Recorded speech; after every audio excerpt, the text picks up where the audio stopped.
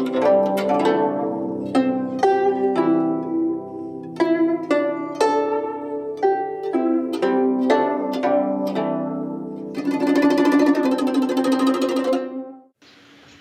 back, everyone, to our fourth episode of the Here Now community channel. Today we have our third guest joining from Boston, Cambridge area. Today's character is someone of many talents. He's a film producer that won multiple awards, among which he won 2 Emmys. He's a coach, a motivational speaker, and a researcher leading and teaching mindfulness at Harvard. I have to say that I'm 24 years old now, and I've been privileged to experience the things that I experienced so far. However, I never got a chance before the beginning of this year to meet a person such as our invitee today. His name is Charles Choueiri. Aside from his many achievements and fantastic performance on the stage of life, he's an inspiration to me and to others. He's a human being that touched my heart and made me feel in some of my worst times that I'm not the only one feeling that way. By his way of being, she showed me that this is life and things happen, and taught me to never forget that we're never walking this journey alone. Charles, welcome to our show, and thank you for accepting my invitation, man. Well, it's a pleasure to be here. I'm so excited to be chatting with you. And thank you so much for the introduction. You forget sometimes the things that you've done. I will correct you on a couple things, though.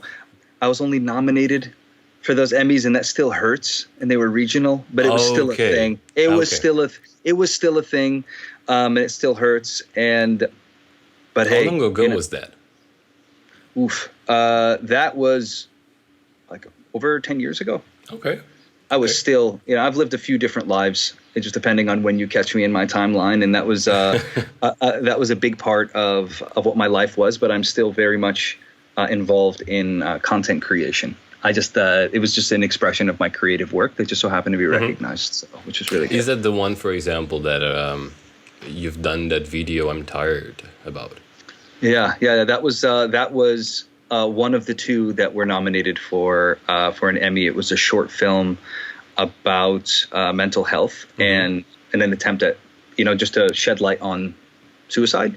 Right. And the other one was a documentary called May Cause, which was a look into psychotropic medications and the overprescription of medications for mental health, and shedding light on alternatives. Alternative treatments for mental health. Is that actually what got you into mindfulness later on? No. So this is what's amazing is that my interest in the space has been the ribbon that has run, the thread that has run through almost everything that I have done in my professional career. And I've just, whether it was play or business or creativity, my relationships, a big part of that was anchored in my curiosity on understanding the self, where we stand in the world, and that spiritual connection that we have with the rest of the universe. And that for me has always been important. And I think, to not speak about it in terms of mental health and spiritual health would be doing a big disservice. And so that's just always been an interest. I've just tried to attack that topic or contribute to that topic in many different ways. All right. And what are you doing these days? Like, how are you occupying your time? Nowadays? Yeah. Nowadays has been very interesting, especially given the... Tell me about it. Can't wait to hear. Especially given the state of the world that we're in. I have given myself this time as a time for personal and spiritual reflection, as well as a moment to do as much creative work and creative expression as I can during that time. It's a great way to be able to get back to and recalibrate your own story is by being able to step away from the person that you think you are and try and creatively express yourself differently. And also, most importantly, trying to be in service to others that have not really had an opportunity to be by themselves in their own thoughts and isolated. I was working for both the lab at Harvard that I was a part of, as well as the company that I was working for, were both impacted by COVID in particular. So there were many layoffs in the organization, in the company, and research kind of came to a halt.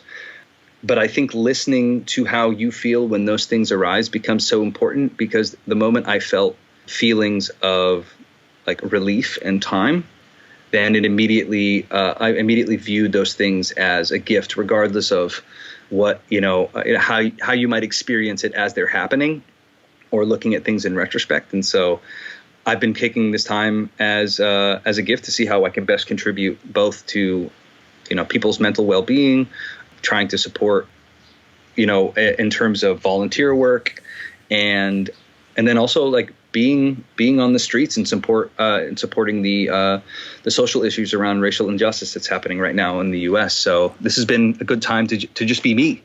And right. People sometimes forget to just what it means to simply be themselves instead of the role and story that they think they should be living. Be themselves, you mean?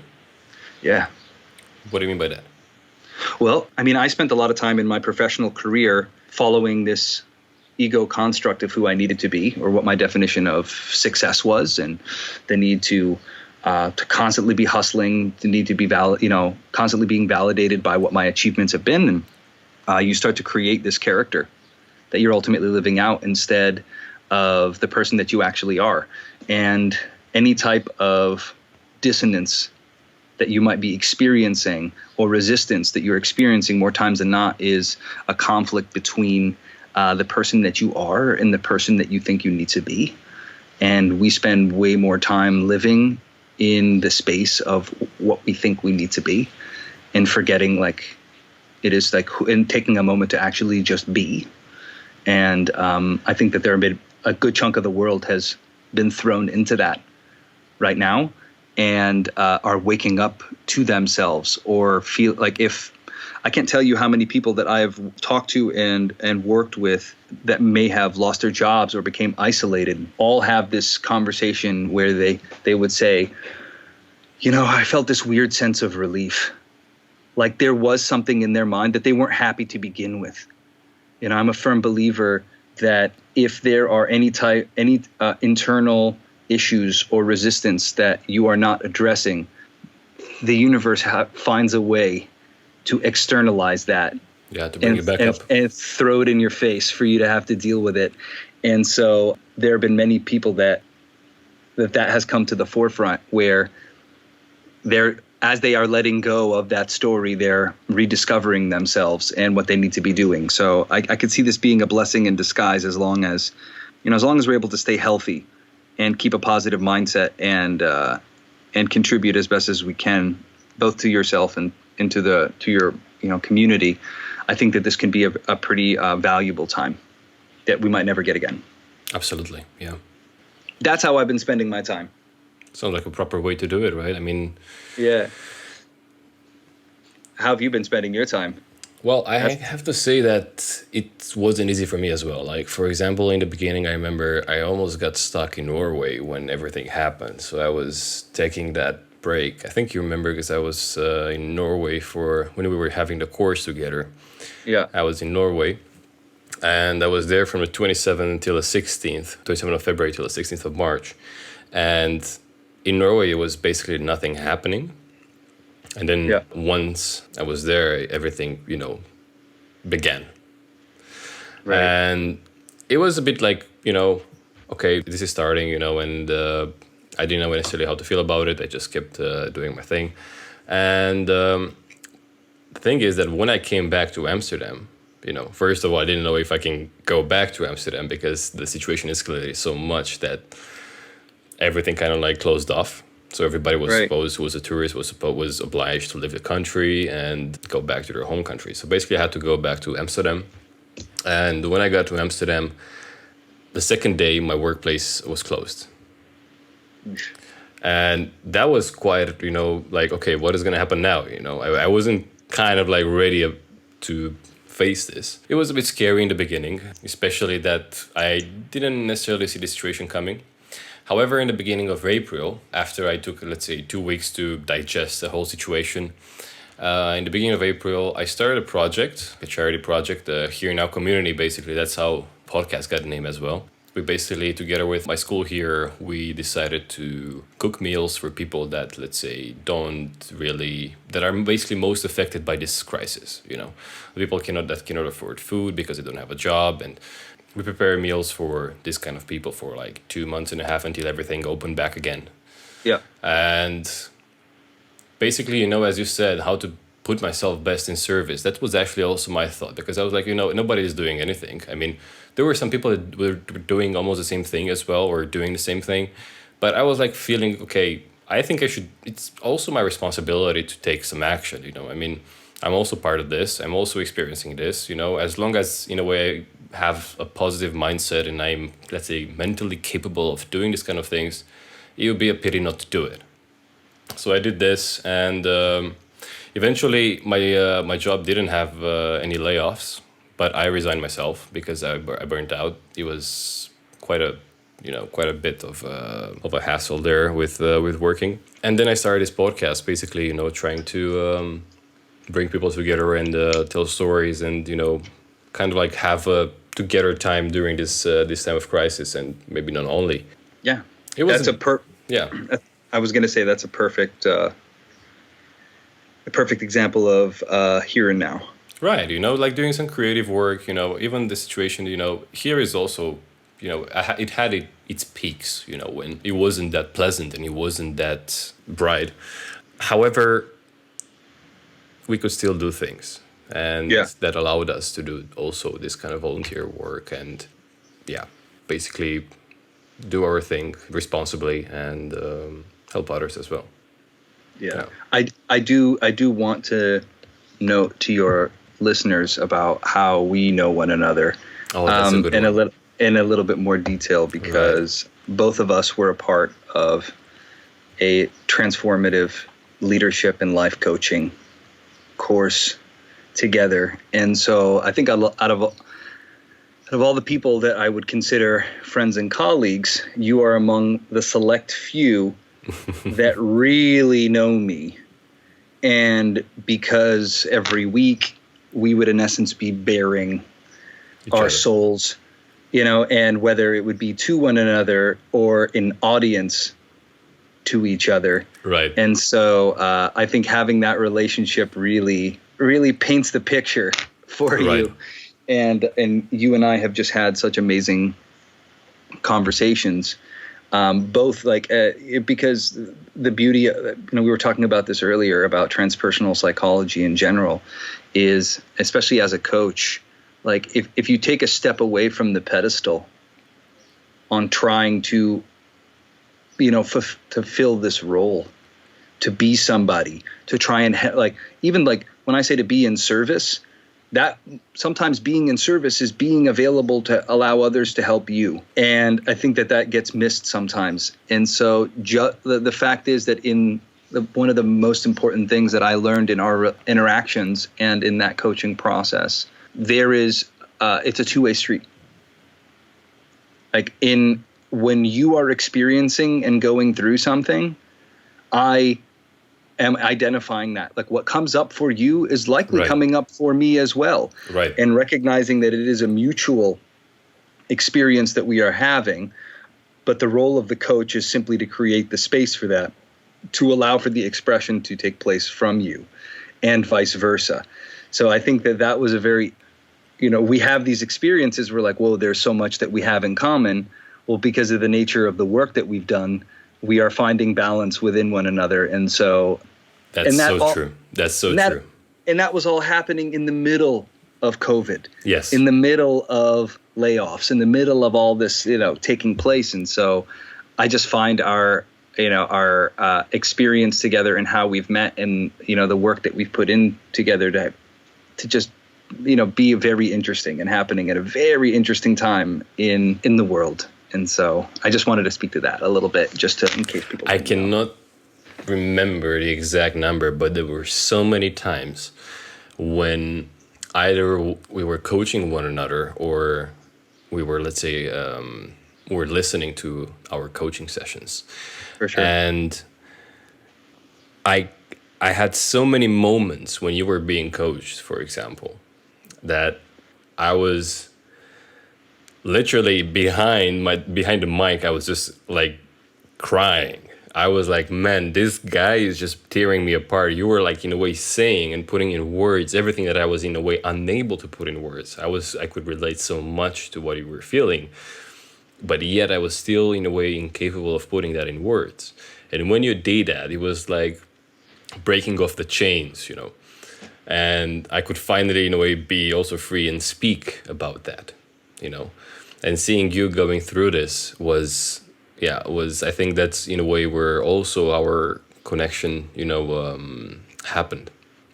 I think you bring that up some piece of vulnerability, that it's very hard to put your finger on, or to get there. And luckily, our colleagues and friends, they managed to get each other there and allow us to unfold basically what was going on underneath. For sure. Yeah. I mean, that's the biggest part that fascinated me about the work. And that's not to say that I obviously, I am like the point that many individuals that come into that type of environment, or that like a coaching course, and certification, is because they want to, they want to be in service. They want to be a coach. They might want to start a business. But really what people don't like at the core of that, most people want to be coached. They want to better themselves and understand it. So you see a lot of people that start leaning into those professions because that is what they want to know. So what better way to be coached than to learn about coaching and to go through that experience? And for me, I've always looked at everything that I have done over the course of my professional and personal life as a form of personal development and growth. And that's how I look at it. And so you never know, like that thing that I would start to recognize, the thing that I am feeling. Yeah. It might not be mine. Just by making space, just by being there, if I feel that and I'm having that sensation, when you bottle it in, it doesn't service anybody, right? But by expressing it in a productive way, in a clear way, you might say the thing that someone needs to hear. We do that unconsciously or subconsciously all the time. It's amazing how so many times you might hear something in your life. Somebody might have said something and they don't even remember it, and it would have had such an impact on you because it had nothing to do with the person who said it. It was all about the reception and more. Without getting too woo-woo into things, if we are all one in a way, and the universe experiencing itself, then like you're speaking to yourself in that way all the time. So as long as you're open to that, you're always going to hear what you need to hear. And that's not to say like there is, a positive or negative, because it could be negative. There's no valence to that. It just is. We're pattern recognizing creatures. And if we're holding on to a pattern, we're going to witness it in our environment. We're going to hear it come from someone. And sometimes that will be like we nudge things in that direction. I find that mechanism to be so interesting. And I think the sooner you forget it sometimes when you get caught up in your own story. I think that's where being the here and now becomes so important. It's getting like, that's in essence like the essence of mindfulness. It's getting back to that so that you can, the core, you can plug in and really be, it's mindfulness is the front door to that. It is step one to that. That feeling of enlightenment that people chase, that's always step one. And then the true exploration begins from there. Yeah. And so, but that was very evident in the space that we created in our coaching practice. Ramdas has had a beautiful saying that is very similar to what you just said. It says, "We're walking each other home." And this quote has so much, depth, that it's very similar to what you just said, but just very like put in very little words. How basically we are fundamentally connected to each other, and how beautiful that connection is when we see it, and we have sometimes glimpses when we, let's say, have our eyes open to that and our hearts open to that. as you said, mindfulness is a front door, and what happens behind that door is just that connection. It's just Right. that you're bathing into that. And it's fantastic. It's fantastic. It totally is. Yeah. It totally is. But it's step one. It's step one. Step one. I think it's. Do you think it's only step one? I think so. It's only step one. Honestly, so I was never, my interests in life had led me to the research, and it was never something that I thought. I always had an interest in psychology, but I always viewed the mind as, in our understanding of the mind, to be quite limited. And I think that the limitation comes in our assumption that it's simply where we live in a bubble. It's just us. And I think mindfulness is definitely step one. So what was the interesting thing that for me, and ultimately what brought me into the research itself, because I never thought in my life that I would work in academia, especially as late as I was in my life. I had, taken a stint after the last crash, economic crash, and was working in advertising for quite some time. And, my spiritual practice was something that I was still very much involved with, but there was still two separate lives that I was living. So there was a lot of deep work, and I would try and take lessons from there and integrate it into my professional life. And it wasn't until I decided that enough was enough. I had wanted to fully embody this experience that I was feeling, and in this way that I can only call spiritual, for lack of a better term. It was just this relationship that I had with the universe. And so when I decided to leave work and go on pilgrimage, I started to embody this way of being. If bad things happened, if good things happened, it didn't matter. There was just these moments of bliss and interconnectedness and synchronicity and all of this beautiful stuff that was taking place. And it all stemmed from beginning with mindfulness.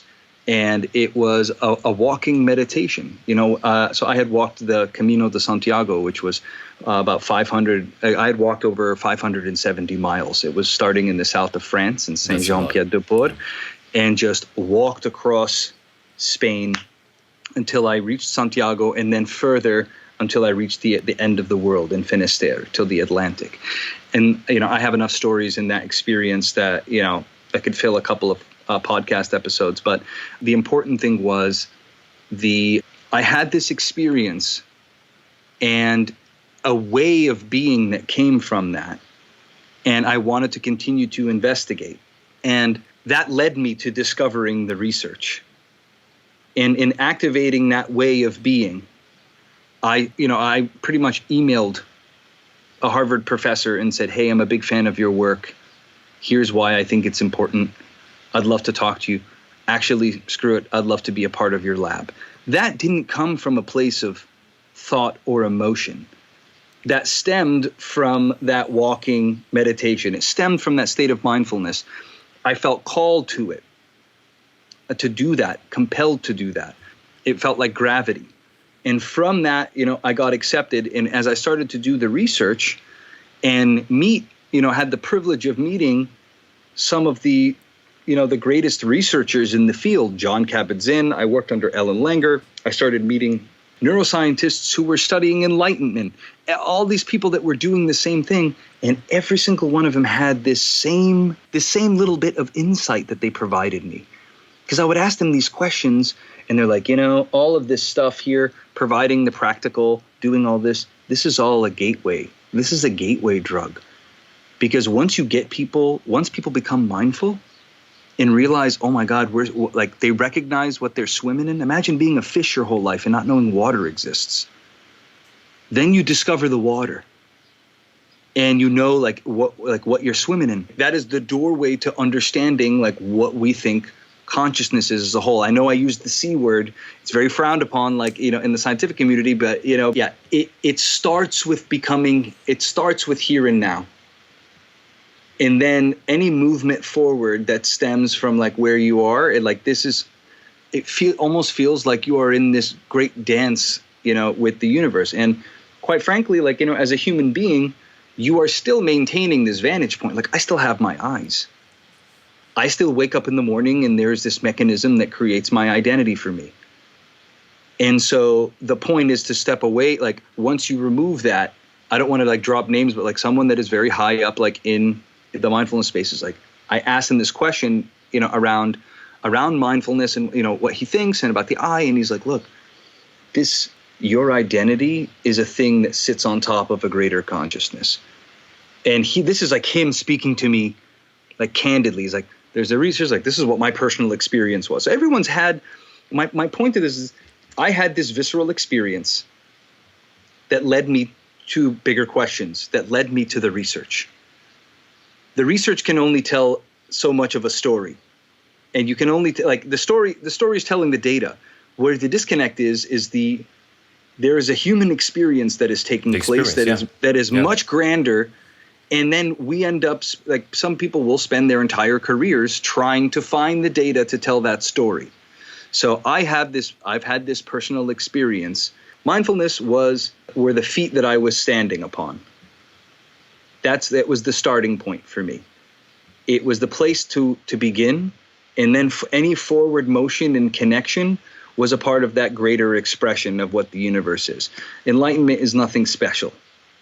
Mindfulness is nothing special. It's to me, I experience that as a starting point. And I think that as we continue to explore the science behind the mechanisms at play, that will, depending on like who is, quote unquote, weaponizing that.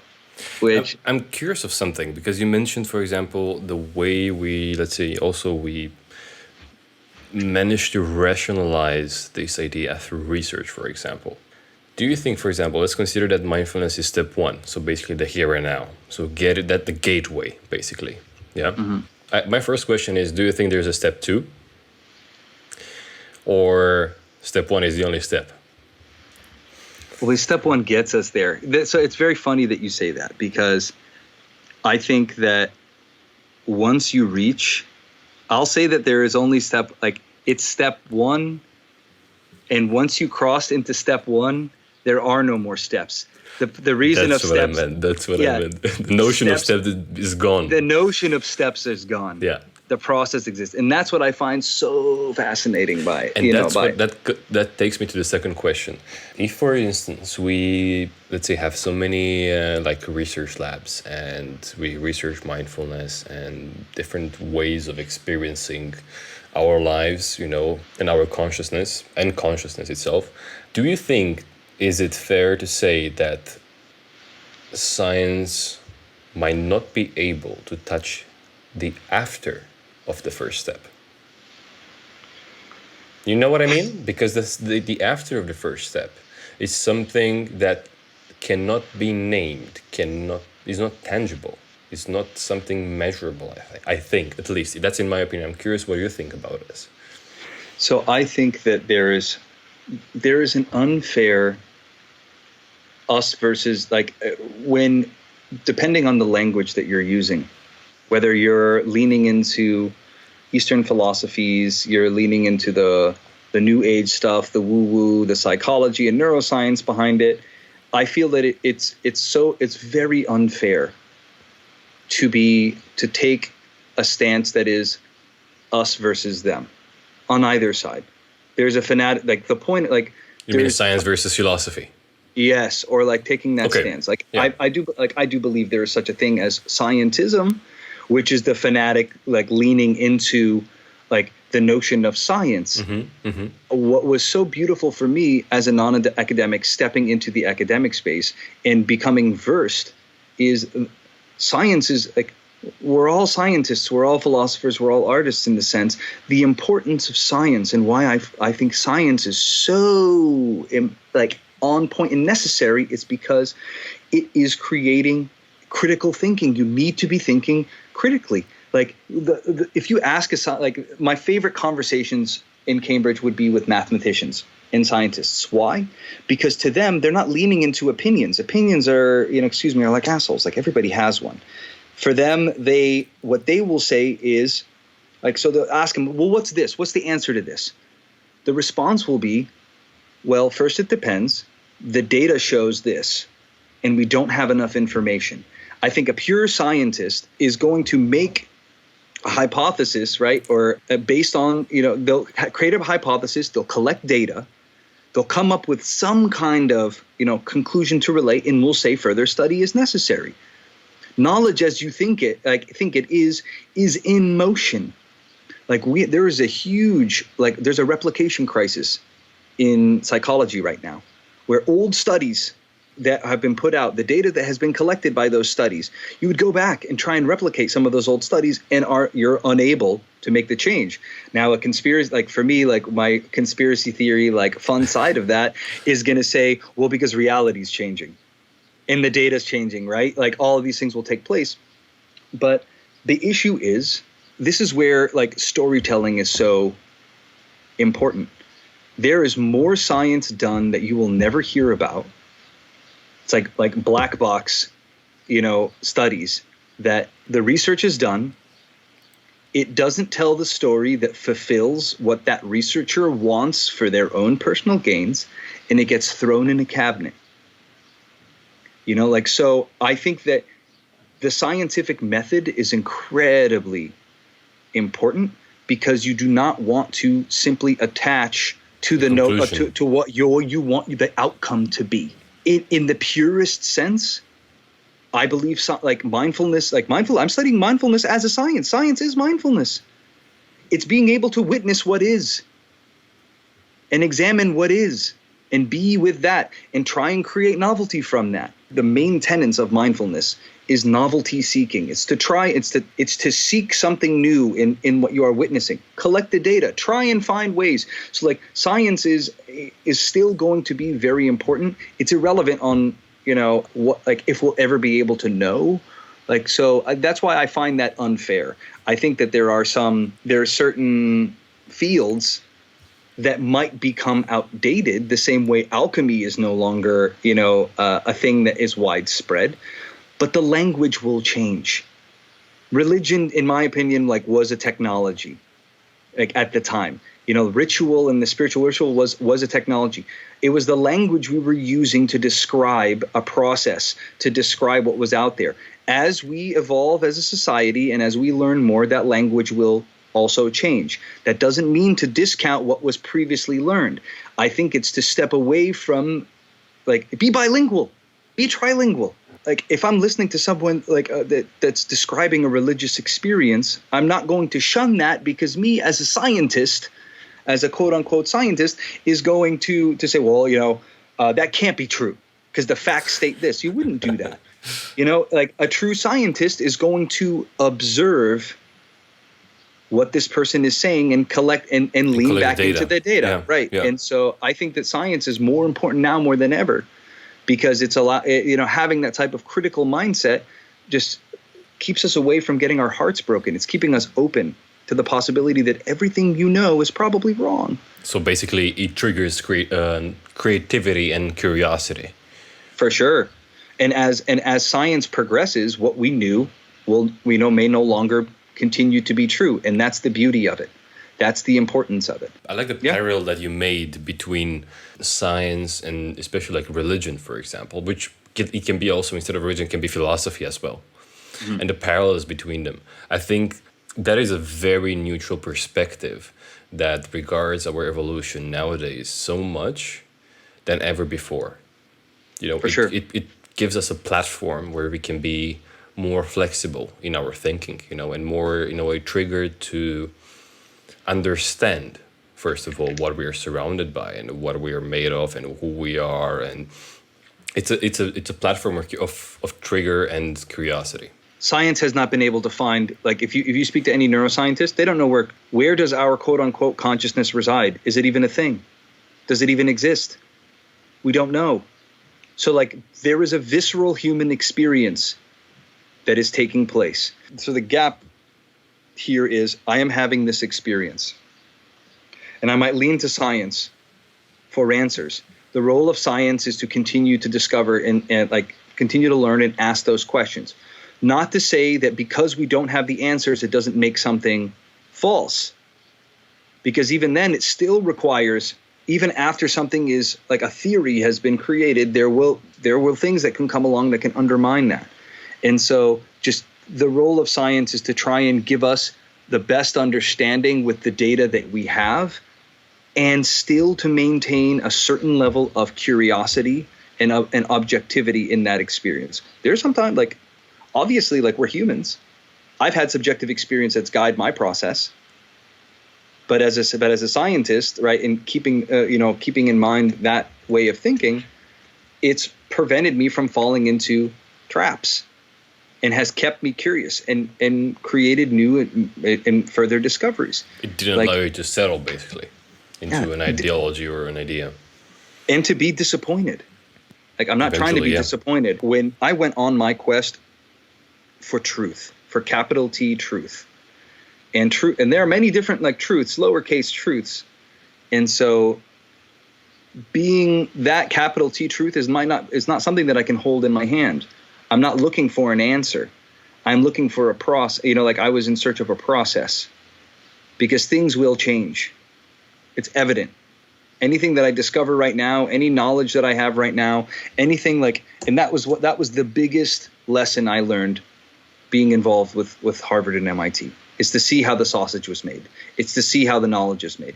Even with all of these institutions, with all the PhDs, and like, nobody really knows what's going on. We can have, like, we're making our best guesses. The best minds are coming in, but data can change. Knowledge can change. It's just about the questions that we're asking. How deep are we? Like, if you look deep enough, matter disappears. And we see that every day. We see it in front of us. Things start to get super weird the deeper you get. And so, like, how deep are you willing to go? It becomes the question. Because it gets scarier each time.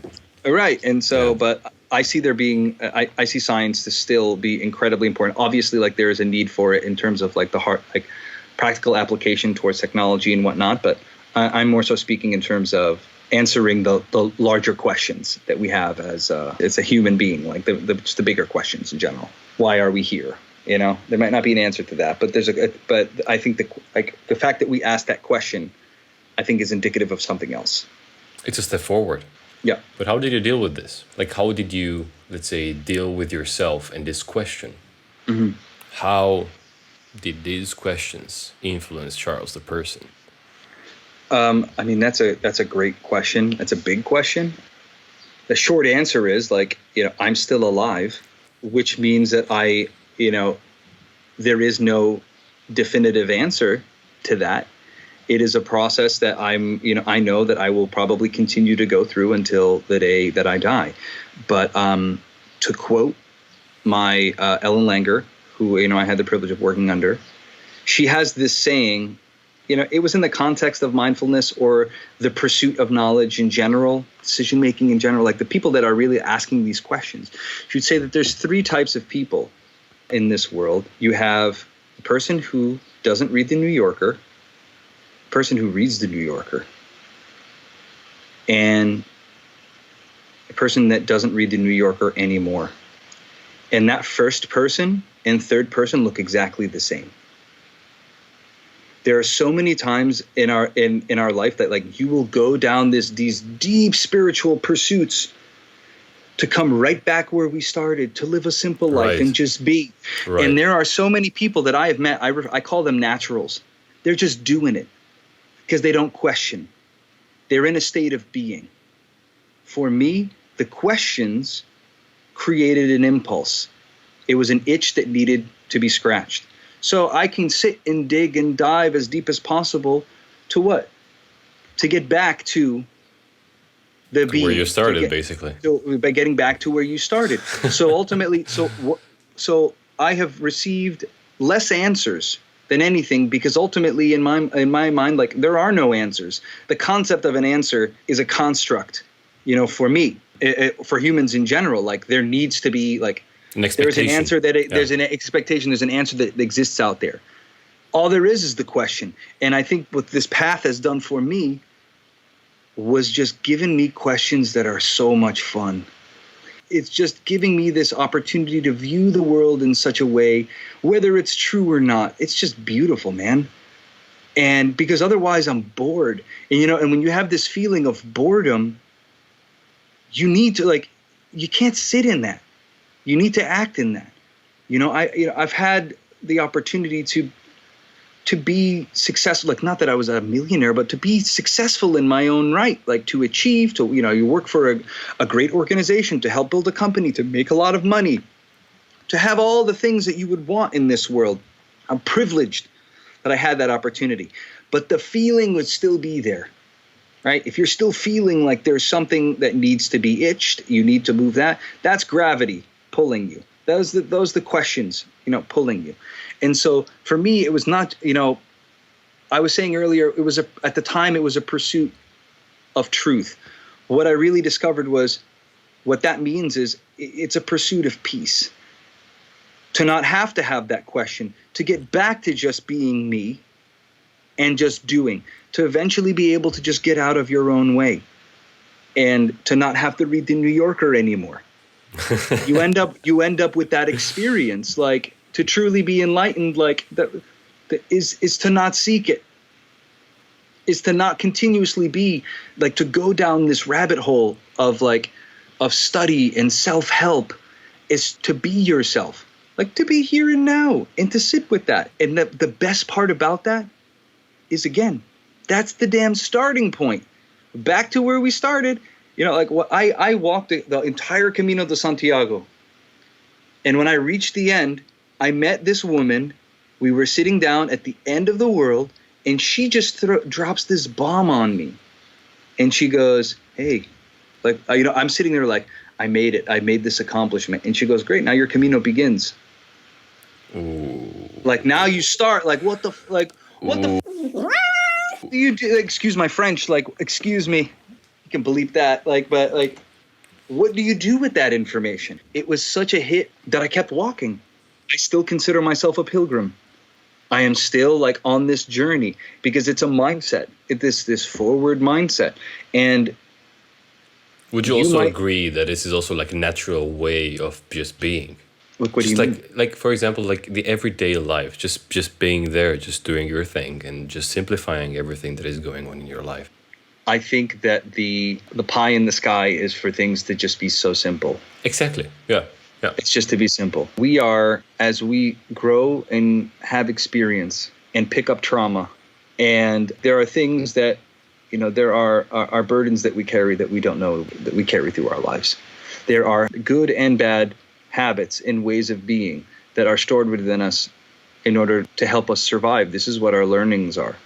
And so when I say, like, to be here in the now, to, like, for the essence, like, to get back to who you really are. So the Camino de Santiago is also referred as the way of the common. And I find that to be super fascinating because you might be walking it and think you're special. Exactly. But millions of people have walked this road. It's actually an experience that connects people to the simplicity.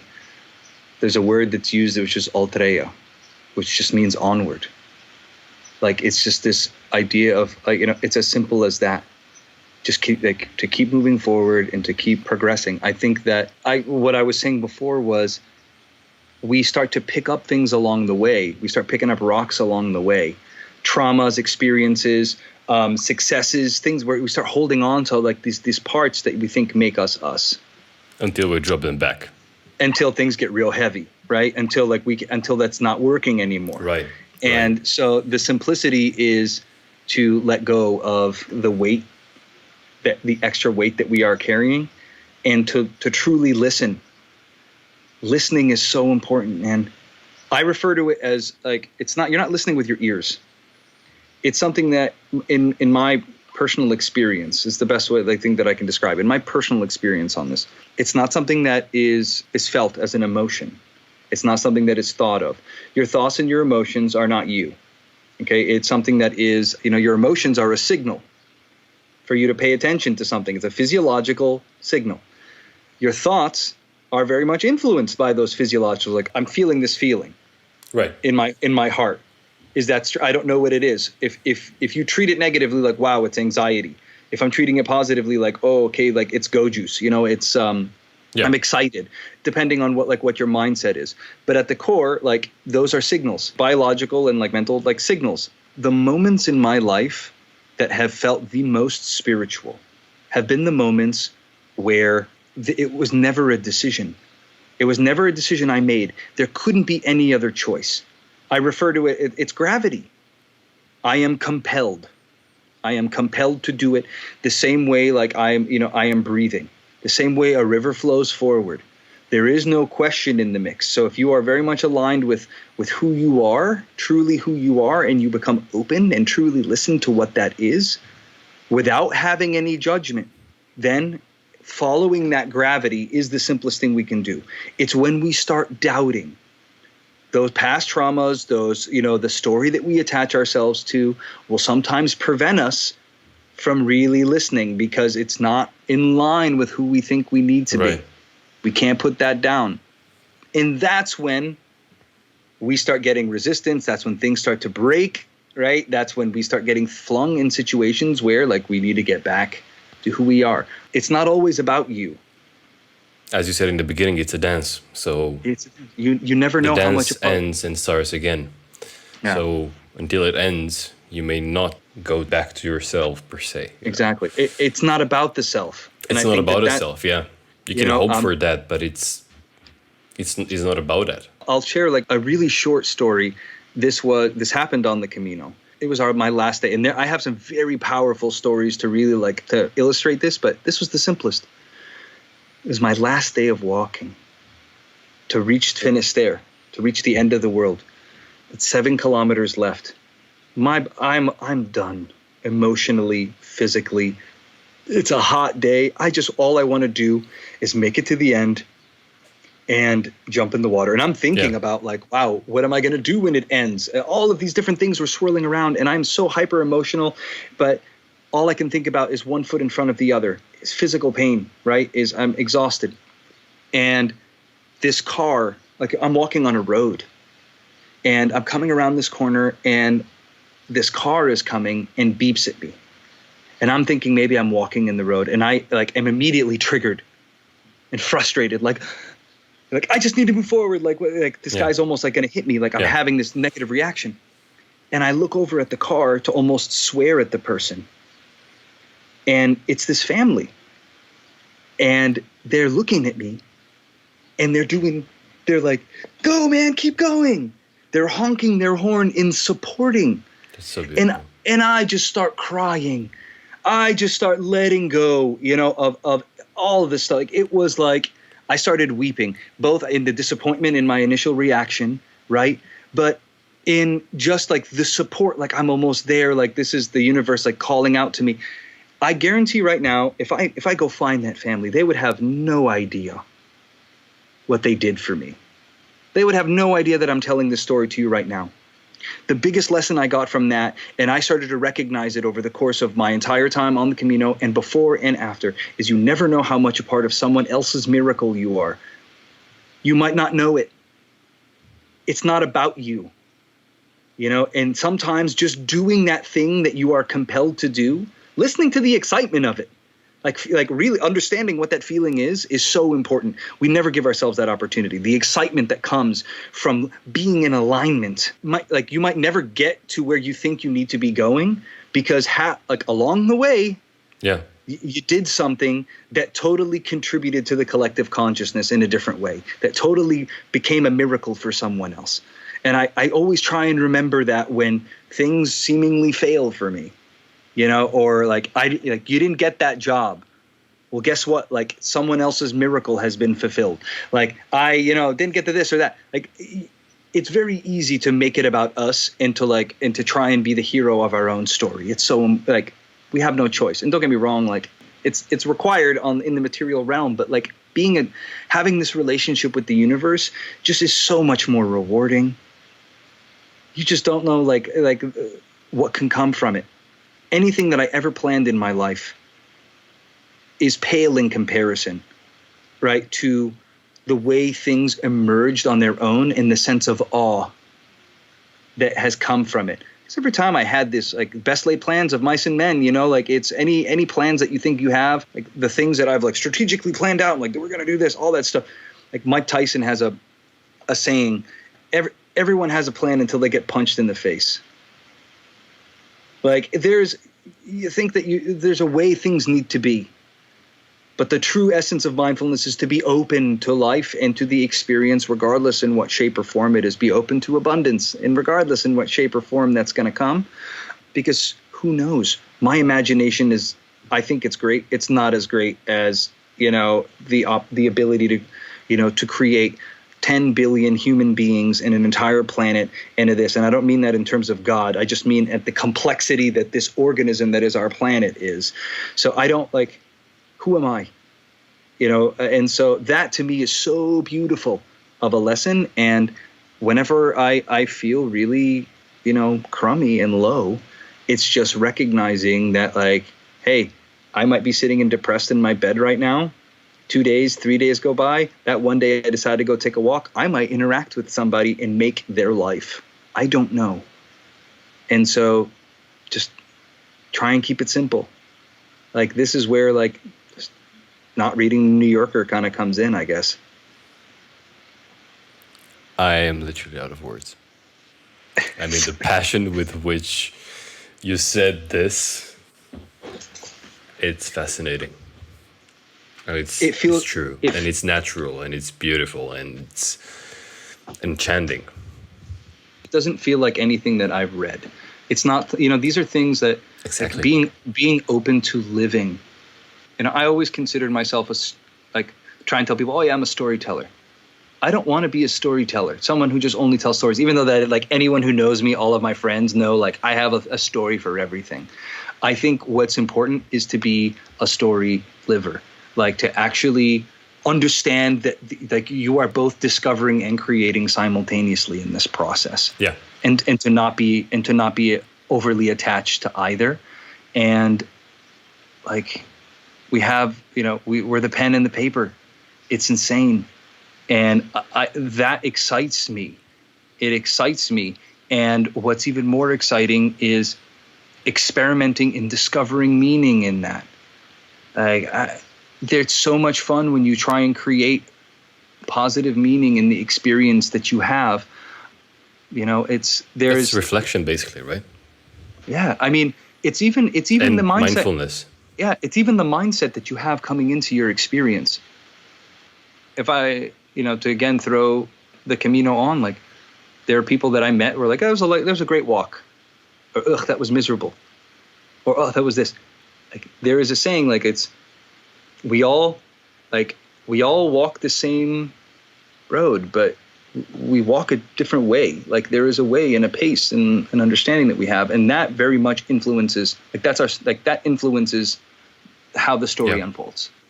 Man, I'm happy for you. I'm happy for everything you've done. I'm proud of you, and I'm glad that I can call you a friend of mine, even though, come on. Let's say, we're so far away from each other. I can relate, for example, in my own way to a similar journey to your Camino. Back, for example, when I was in India, I think for the first time when I was in India, I was, first of all, the way I got there was completely, absurd, So basically I was invited there with absolutely, my finances back then were extremely limited. I was working 6 days a week in Malaysia, and I was basically invited and told to go to India with an acquaintance at that time, an acquaintance's wife, basically, who was going there, because they had an apartment there. And that place was basically the only place in India that I knew about that had something, let's say, spiritual in a way. Sure. And I remember the first day when I arrived, she told me, tomorrow you're going to go on a trip. And for them, it was a special, holy day in India, where basically they had to go around the mountain in that village and walk 14, 15 kilometers. Of course, this is not as Camino, because Camino, I think they said 300, 400, 500 miles or something like this. Yeah, it was. It's over. Yeah, over 1,000 kilometers. Exactly. So well over 1,000. This is more like a walk to the supermarket and back. Anyhow, and she told me that I have to go on this trip, and then I was like, okay, absolutely, I'm down to it. I'm just gonna dive in, merge with the whole thing. I'm happy that I'm here. I was so grounded by the fact that I was there, because I've always wanted to be there. not necessarily in that village because I didn't know about it until I moved to Malaysia, but in India, I always wanted to go to India. And she told me that, but you have to go barefoot. Huh. And I was like, wait a moment. So I was in a village in southeast India, and I don't know, it wasn't, let's say, I'm not, let's say, as comfortable as I thought walking without shoes, you know. Sure. So it was a bit difficult, you know, like thinking about it. Yet, you know, at the same time, I was like, you know what, like, screw it, let's just go for it, you know. And I remember when I started that walk, I could feel the pain already. So I was like completely, I was not used to walk barefoot. So I could already feel the pain. And I kept going. And at some point, I think after like 10 kilometers already, the roads were not really well, you know, paved and everything. So there were like a lot of like small stones, a lot of like things that you didn't necessarily want to step on. And plus the pain that always has been built up already. Right. I was like, you know what, I'm done. And I stepped into the first store. Like it was like a, how can I call it, like a small, like a shack. Exactly, yeah, exactly. Yeah. And I stepped into it and I was like, I'm just gonna buy some slippers, you know, I just cannot do this anymore. And I couldn't find my size, so I was looking for 45. I think of course you like couldn't. 12 Yeah. or something in Sure. the US. And I was like, no, you gotta be serious, man. I have almost, you know, like 6-7 kilometers left to go, and I don't have any slippers. What am I supposed to do now? And I was like, Yeah. okay, this is clearly something that I should have expected. Right. This is the test. It's like, you know, deal with it, you know. Right. So I actually went with it, and the first kilometer when I started walking again, there were some little children that came up to me and without no apparent reason. And they literally, I was basically dressed in like a linen shirt and some linen pants and had a bottle of water in my backpack. And they came and they took my hands and they basically walked with me for like 2 kilometers almost. And just like out of nowhere, you know? So basically I could, in that moment, especially when I couldn't find the slippers, I could feel that there was something special going on. In that moment, I kind of like, you know, I also let go. And I let go of everything that I had in my mind or I was feeling at that moment, including the pain. The pain. And right. I was there, man. I was there. And I was so, I don't know, full. I was okay. I was okay. And nothing was wrong in my life. It was such a blissful moment that it stayed with me. And, you know, sometimes when I look back and reflect, I don't try to recall it. I try to kind of like remind myself, you know, that life is a walk like that. And Sure. sometimes when you want to get something, you may not get it because it's maybe not meant to, you know? It's not meant to. I Exactly. find that so beautiful. What I find really beautiful about that story is the shift in the relationship that you had with your suffering. Right. And I want to preface the fact that, you know, as human beings, you know, I'm a human being. I've had this blessing of like having like an immensely profound experience and that I'm very grateful for. And, you know, simultaneously have had incredibly low, depressed, you know, situations where it's like a true dark night of the soul, loss of identity, like not like there's a lot of that is a physical experience that you have. It's your ego fighting back sometimes.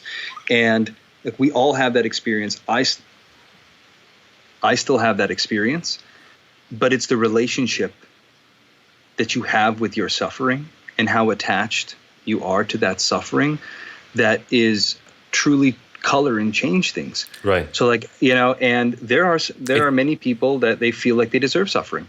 It They need to be transcends suffering. it in a way. I feel like it Yeah. transcends it into something that it completes it. It completes, let's say, the picture. Right. You know, it basically denies everything and takes everything in at the same time. Right. No matter if it's painful or, you know, blissful or whatever, it just takes everything in and drops everything at the same time. Yeah. It's fantastic.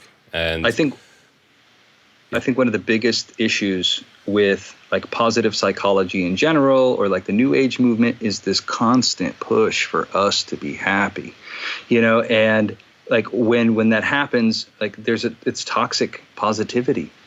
You start to bury negative, like what you see as negative experiences, or hide behind it, or try and mask it with other things, without recognizing that like everything is a signal. There is no positive and negative to that. Yeah. You know, even like the physical, like using physical experience is a great way to remember that, or to train in that process.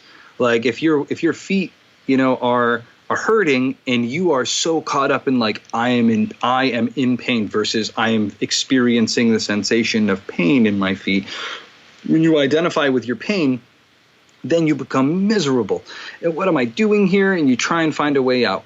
But the moment you're not identifying with that pain anymore in the same way, or holding on to the emotional experience or the identity behind it, it just is. It's right. There's isness to that. It's in a way also a feeling of like, does it matter, or like doesn't matter, you know? Right. In which you like dive in and you're just there. Yeah. I think that like there is what we perceive as, you know, blessings and burdens are the same thing. And you need to remember that as we kind of, you know, as you make decisions and have experiences, because like the moment where you think you're feeling miserable, I think like it's your attempt to escape that feeling because you don't like it more times than not. It's just what keeps that experience incredibly strong, instead of really sitting with that and leaning into that and trying to see what is this teaching me? And really to actually do that with happiness as well. And to do that with success as well. And not identify. Not identify. So like, why am I happy right now? You know, like, and not attach too much to that happiness, not attach too much to that success. Like we need to treat failure and misery the same way. You know, like we need to treat happiness and success the same way we treat quote unquote like failure and misery. Like they're two sides of the same coin. It's our relationship that we have with ourselves, because like when you become not so attached with either one of them, then it opens us up to a much richer experience. And that's always something that like I as a person have to remember, because like, you know, we learned in our coaching, like this experience of being above the line and below the line. Yeah. Like when you're in it, like, you know, your primal monkey mind, like, you know, lizard, like you're experiencing and you're trying to get out. Yeah. And it's natural to feel that. You feel caged, basically. Yeah. Exactly.